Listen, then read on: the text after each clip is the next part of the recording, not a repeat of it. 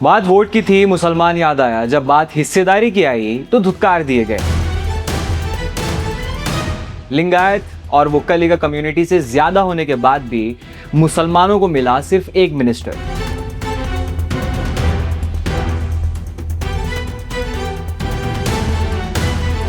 कर्नाटका कांग्रेस पर लगातार सवाल खड़े हो रहे हैं। वो डीके शिव कुमार जिन्होंने आरएसएस का एंथम असेंबली में गा के लोगों की तवज्जो खींची, वो अब चीफ मिनिस्टर बन गए और कैबिनेट का वही हाल नजर आ रहा है जो तारक मेहता का उल्टा चश्मा सीरियल में अब्दुल का था।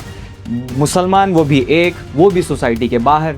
आज हम कर्नाटका की सियासत के एक अहम और नाजुक मौजू पर बात करने वाले हैं। 3 जून 2026 को कर्नाटका में नई हुकूमत ने शपथ ली है। डीके शिव कुमार चीफ मिनिस्टर बने, जी परमेश्वर डिप्टी चीफ मिनिस्टर बने और कई नए वजीरों को कैबिनेट में जगह दी गई है। सबको मौका मिला, सबको मुबारकबाद। लेकिन इस खुशी के दरमियान एक ऐसा सवाल भी है जो कर्नाटका के मुसलमानों के अंदर जोर से उठ रहा है।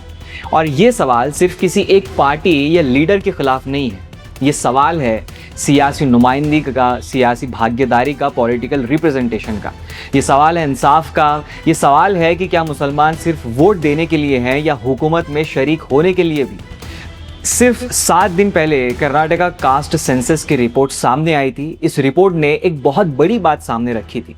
रिपोर्ट के मुताबिक कर्नाटका में मुसलमान सबसे बड़ा एक सोशल ग्रुप है। उनकी आबादी लगभग 75 लाख से ज़्यादा बताई गई है, यानी लिंगायत से ज़्यादा और वुक्कलिगा कम्युनिटी से भी ज़्यादा। ये कोई अपोजिशन का डाटा नहीं था, ये खुद कर्नाटका की कांग्रेस हुकूमत के दौर में तैयार हुई रिपोर्ट थी। लेकिन जब नई कैबिनेट बनी तो तस्वीर कुछ और ही नज़र आ रही है। लिंगायत कम्युनिटी को 3 मिनिस्टर मिले, दलित कम्युनिटी को 3 मिनिस्टर और डेप्यूटी चीफ मिनिस्टर का पद मिला है।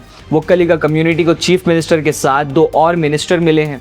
दूसरी कम्युनिटीज़ को भी उनकी सियासी ताकत के मुताबिक जगह मिली है, लेकिन मुसलमानों को सिर्फ 1 मिनिस्टर, वो भी यूटी खादर। अब सवाल ये नहीं है कि यूटी खादर काबिल है या नहीं है, वो होंगे काबिल अपनी जगह पर, मगर तजुर्बा भी रखते होंगे, मगर सियासत में उनकी अपनी पहचान भी है। लेकिन सवाल ये है कि पूरी मुस्लिम कम्युनिटी की नुमाइंदगी सिर्फ एक चेहरे तक क्यों महदूद कर दी गई है। क्या कर्नाटका में और मुस्लिम लीडर्स नहीं हैं? कनीस फातिमा है, तनवीर सेठ हैं, रिजवान अरशद हैं, इकबाल हुसैन है, बीजेड ज़मीर अहमद खान है, रहीम खान है और भी कई नाम और भी कई तजुर्बा रखने वाले मुस्लिम सियासतदान मौजूद हैं। फिर भी कैबिनेट में सिर्फ एक मुस्लिम को जगह क्यों?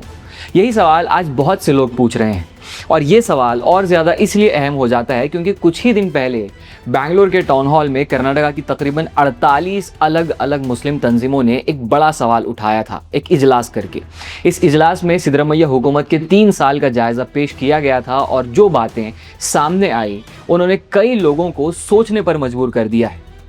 तंजीमों ने कहा था कि मुसलमानों ने 2023 के इलेक्शन में कांग्रेस को खुलकर समर्थन दिया, खुलकर वोट दिया। उस वक्त लोगों को उम्मीद थी कि हिजाब बैन जैसे मसाइल पर, नफरत की सियासत पर, गौरक्षा के नाम पर तशद्दुद और मजहबी दबाव कम किया जाएगा, कम होगा। लेकिन 3 साल बाद भी बहुत से अहम मसाइल धरे के धरे रह गए।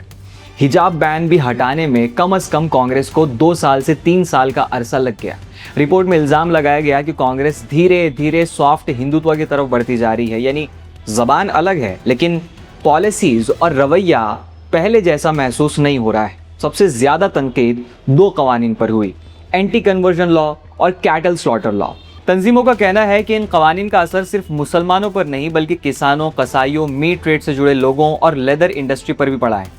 इजलास में ये भी कहा गया कि इलेक्शन से पहले कांग्रेस ने वादा किया था कि हेट स्पीच और नफरत फैलाने वाले जो भी लोग हैं उनके खिलाफ सख्त कार्रवाई होगी। लेकिन ग्राउंड पर आज भी नफरत भरे बयान आते हैं, मॉब वायलेंस के वाकयात सामने आते हैं और कई जगह पर विजिलेंटी ग्रुप्स खुलेआम घूमते नजर आते हैं।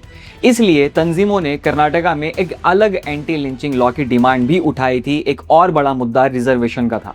बीजेपी हुकूमत ने मुसलमानों का 4% रिजर्वेशन खत्म कर दिया था। कांग्रेस से उम्मीद थी कि वो इसे वापस पूरी तरह बहाल करेगी, लेकिन तंजीमों का कहना है कि इस मामले में भी हुकूमत ने पूरी मजबूती नहीं दिखाई। अब डिमांड उठ रही थी कि रिजर्वेशन को सिर्फ 4% वापस ना किया जाए बल्कि उसे बढ़ाकर 8% तक किया जाए।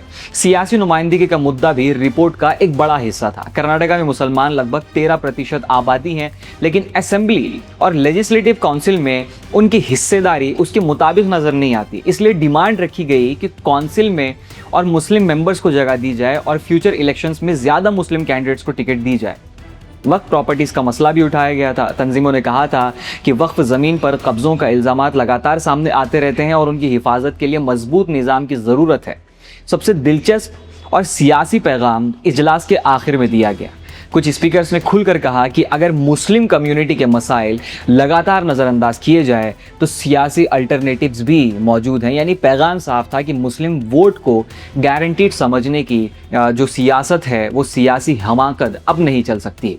हर सियासी पार्टी को अपने वादों का हिसाब देना होगा। यहाँ एक बात बिल्कुल वाज़ा होनी चाहिए, ये बीजेपी या कांग्रेस की हिमायत या मुखालिफत का सवाल बिल्कुल नहीं है।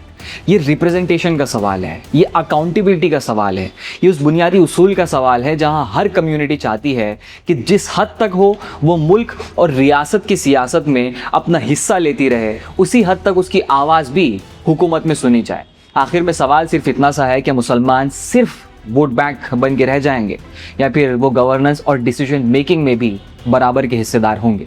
इस सवाल का जवाब सिर्फ कर्नाटका नहीं बल्कि हिंदुस्तान की हर सियासी पार्टी को देना होगा और उससे आगे बढ़कर अब मुसलमानों को खुद से सवाल करने की ज़रूरत है कि आखिर पॉलिटिकल रिप्रेजेंटेशन नाम की चीज़ हमारी मांग का हिस्सा क्यों नहीं बनती। भाजपा का डर आखिर कब तक वोट देने की इकलौती वजह बनता रहेगा। आपका जवाब नीचे कमेंट सेक्शन में। बाकी मिलते हैं अगले वीडियो में नए मुद्दे पर फिर से बात होगी। मैं जर्नलिस्ट बजर, आप देख रहे थे मुस्लिम सियासत।